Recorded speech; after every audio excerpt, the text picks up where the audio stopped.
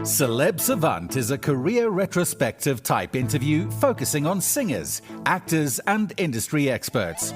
Join Barrett Edelstein now as he dives into the entertainment world.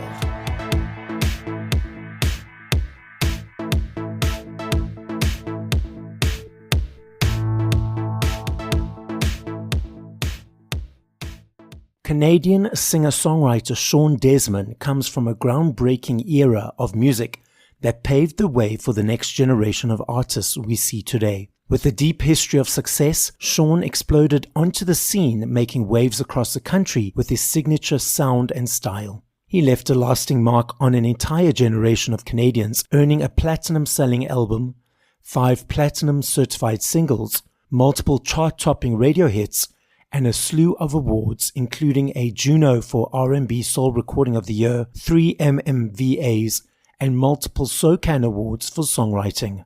In 2023, Shawn made an unprecedented return to the stage, headlining the OVO All-Canadian North Stars show and releasing his top 10 radio smash Maniac, which catapulted him back to the forefront of the industry. What followed was a whirlwind of national media coverage, chart climbs, and viral moments that reached hundreds of millions of viewers across the country, reminding everyone why he remains one of Canada's most celebrated music success stories. Shawn has continued his momentum into 2024 and 2025 with another multi-format top 10 hit, Body, featuring Jamie Fine. With sold-out shows, massive streaming numbers, and continued viral traction, Shawn's staying power has never been more evident. Up next on Celeb Savant, we've got Shawn Desman. Where in the world are you and how are you doing? I am in Canada. I live in Canada here in Toronto, and I'm doing great. I've been to Toronto, and I remember when I was coming to visit my friend, she said the only months I'm allowed to come are June, July, or August. Otherwise, I'm not allowed to come. 100%. Unless you want to freeze, you know what's off. You don't want to come in the other months. At what age, whether as a child or teenager, did you think, okay, I want to be on this path of music creation, and how did that journey progress? So I was actually 9 years old. I performed for the first time ever at my grade school talent show. I was a big fan of New Kids on the Block at the time, I think as many people were. And I performed a New Kids on the Block song. And I remember that recess, everybody came out and basically was bombarding me. And like, it felt like I was already like a celebrity at that point, like at the school. And I loved the feeling of being on stage and singing. So I went home that day and I told my parents, I said, hey, I think I want to be a singer. Imagine a nine-year-old coming home saying, hey, I want to be a singer. So I'm of Portuguese descent, Portuguese background. So they took me to like this Portuguese singing school that was close to my house. They didn't really know any better. My parents were not in the music business, didn't really have any idea what to do. So they take me and I meet the gentleman that's there. He's also a producer. And he's like, oh, he's really good. You know, we should start doing some stuff. And I ended up recording an album in Portuguese that year. And following that, I recorded like 4 more Portuguese albums. So I was kind of like the Portuguese, say, Justin Bieber in Canada, which is, for a lack of a better term. So I did that for a lot of years. So everybody knew me in the huge Portuguese community in Canada. So everybody knew me from that. And then when I was about 16, I kind of finally realized that I've hit the ceiling of where that's going to take me. There's not really, anywhere left for me to go with that. And I started just writing and producing English music on my own at home in my bedroom. And I would send in demo cassettes to record labels at that day, which was, the late 90s, was still cassette tapes. So I would send in tapes. And then one day I get a phone call from BMG Music, who at the time had like the Backstreet Boys, had Britney Spears, had Christina Aguilera. And they called me and they invited me in for a meeting. And literally within a couple of months, I had my record deal. And we were off to the races. Now, when you were releasing music or those 4 albums in Portuguese, was that independent or with a label? No, I was independent. One of them did come out through a label in Portugal, and I did a bunch of touring there, but the rest were independent. Obviously, you had your parents helping you, or how did you navigate being an independent at a young age? Yeah, no, my dad kind of played as like my manager at the time, and really, did his best, And then when I signed my deal with BMG, then I finally was like, okay, I think I need like a real manager, somebody that knows the music business. And so signed a deal with a different guy. And my dad kind of gave up the reins, which he was totally fine with. And yeah, I went and traveled to Sweden. I was 18 for the first time ever, not being at home, traveling by myself, recording a record. First album comes out in 2002. It's a platinum record, 3 monster singles on it. And like I said, yeah, we were off to races from then. Another album in 2005, which was a gold album, 2 massive singles from that album as well. And then took a little bit of a break. In 2009, put out another album with Universal and ended up having the 3 biggest songs of my career at that time. Then stepped away from the music business in like 2015. I felt like I didn't love it anymore and I wasn't passionate about it. So, which happens. So stepped away. And then in 2022, I got a phone call from Drake asking me to perform at his big OVO show here in Toronto. And I was like, dude, I don't know. Like, I haven't performed. I kind of stepped away. I'm not really doing music anymore. And he was like, yeah, don't worry about it. Come. It's going to be great. People love to see you. And I was like, all right. At that point, I didn't really think people cared about Shawn Desman anymore. So I go do the show. Crowd goes absolutely wild. And I was just like, what is happening right now? And then after the show, Drake pulls me aside and was like, yo, man, like, what are you doing? Why aren't we making music? And I was like, Drake, honestly, I just fell out of love with the music business. It's, chews you up, spits you out. And he's like, yeah, I get that. We all feel like that. I'll probably feel like that at some point. But he's like, trust me, those people love you. You should make music again. And here I am. I've put out like 3-4 singles since 2022, 2023. My first one went top 10 here in Canada called Maniac. And then now, as we were talking before we started, Body with Jamie Fine was a monster song this summer here, top 5 in Canada. So just super, super grateful to still be here and still be doing what I love. Do you think being an independent artist at a younger age, especially teenagers, gave you a good grounding and foundation that when you catapulted and exploded, it allowed you to have some grounding compared if you hadn't been through that experience? I think so, because there is some really humble times when you're an independent artist. You know what I mean? But also, I have to say, Bear, that also comes with your upbringing. So my parents really came from nothing. We didn't have a lot. We never owned a house. My parents were always renting apartments. So we didn't have a lot, but they made sure me and my brothers always had what we needed. So I really take that with me, and I have kids now, and I always try to explain to them that, we have to be grateful for everything that we have. And, we got to work hard for things, because that's how things happen. Stuff is not just given to you on a silver platter. Nothing was given to me on a silver platter. Although some people at the time when I came out would think, oh, this happened overnight. Meanwhile, they didn't see the 15 years before, all the work I'd put in. You know what I mean? So when you have that projected onto you at that young time, because obviously you were still young, did that affect you, or did you just think, they don't know what they're talking about? I don't let a lot of stuff bother me, and I didn't kind of think it like that. I was just like, I'm doing what I love to do, and I'm just going to continue doing that and, block all the noise out, as hard as it is, which I think is also probably harder now because there was no social media in 2000 when I was coming up, and there was nothing. So like when you wanted to see fans or talk to fans, you actually had to see them in person, where now anybody across the world can interact with you on social media, right? So we know there's a lot of not so nice people on social media. Well, yes. So I think it was very different. But I think now, if you're starting out as an independent artist and whatnot, I think there's a little more pressure. It's different. Workload is crazy. Social media is its full-time job in itself. It's hard. It's not an easy business for sure.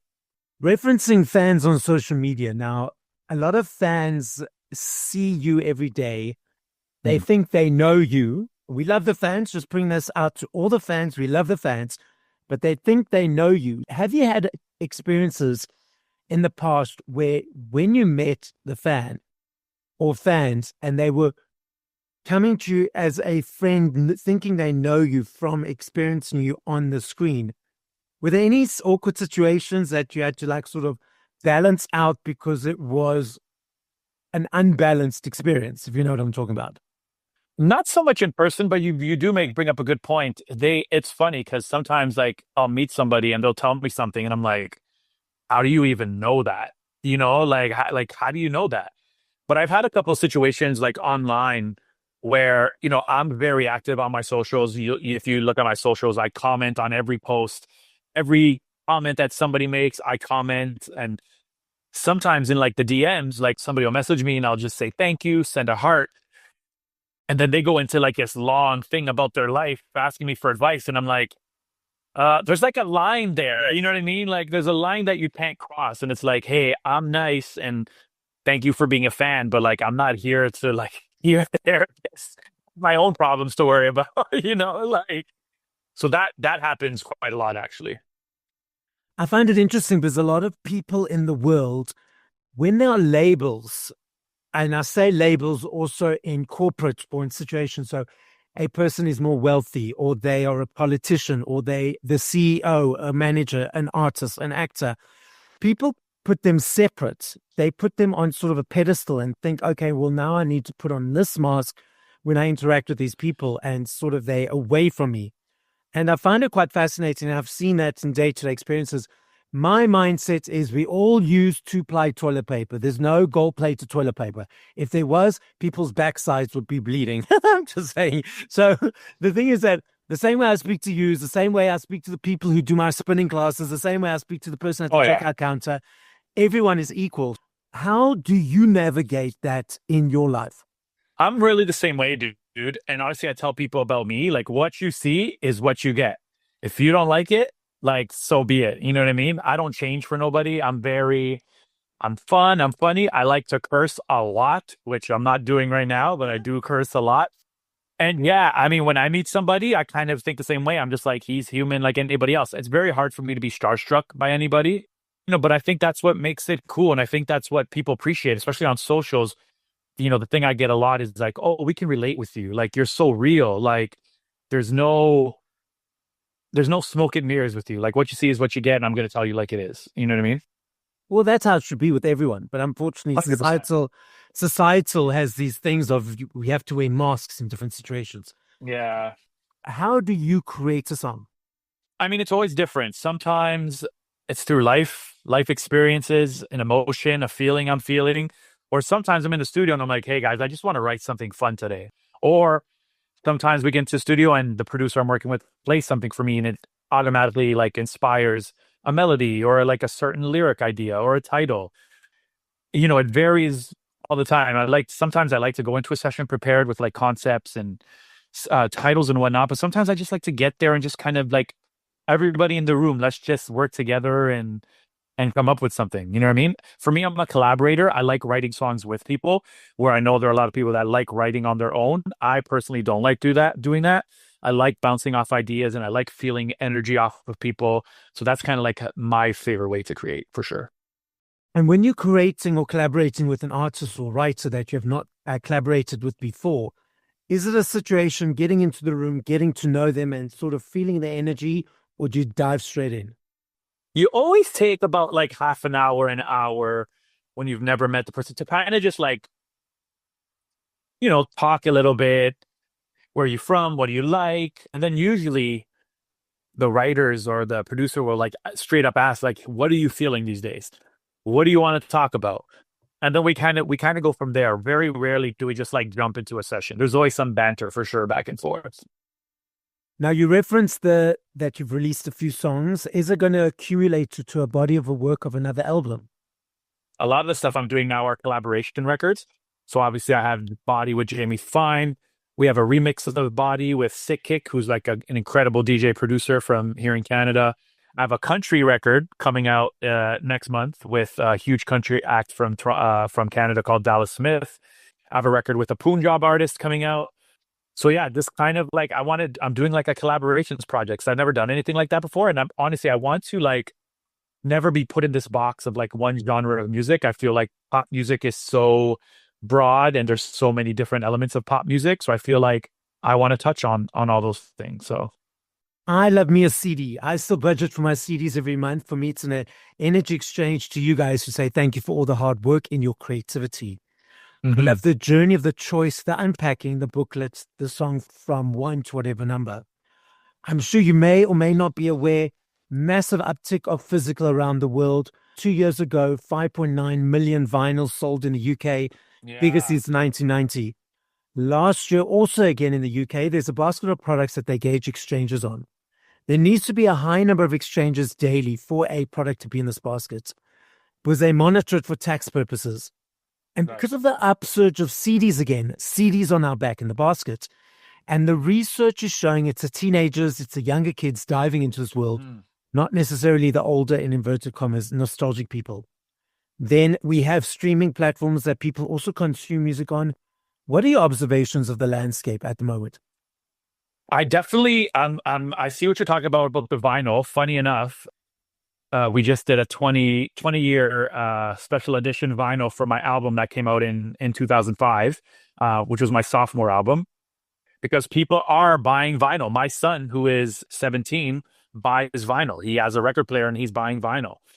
And it's definitely cool that this whole like a physical piece of something is coming back. Because I feel like if you're a real fan of an artist, you want something, like you want something to hold on to be able to like have that piece of art from the artist that you love. You know what I mean? And I think we missed that for a long time.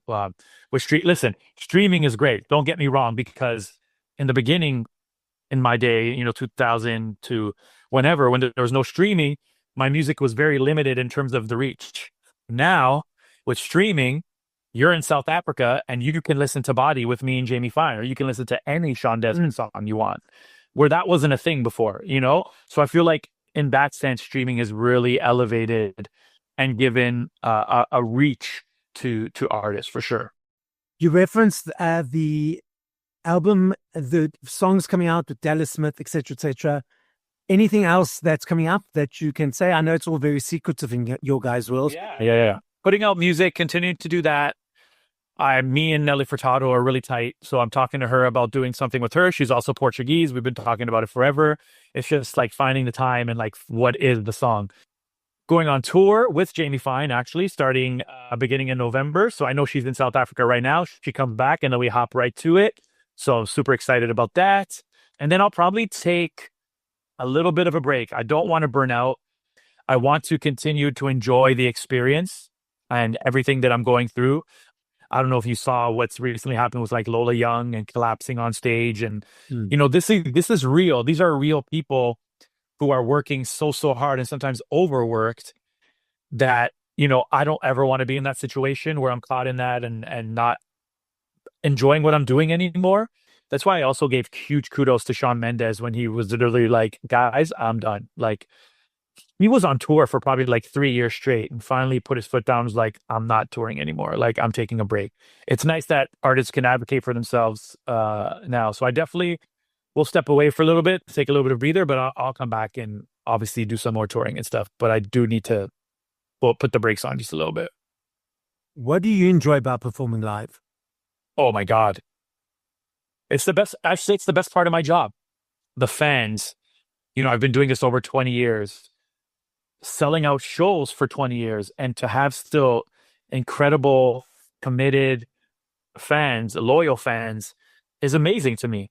So being up there, doing all the hits, listening to them sing all the words back, dancing to the records is the best feeling, literally. It's the best part of my job.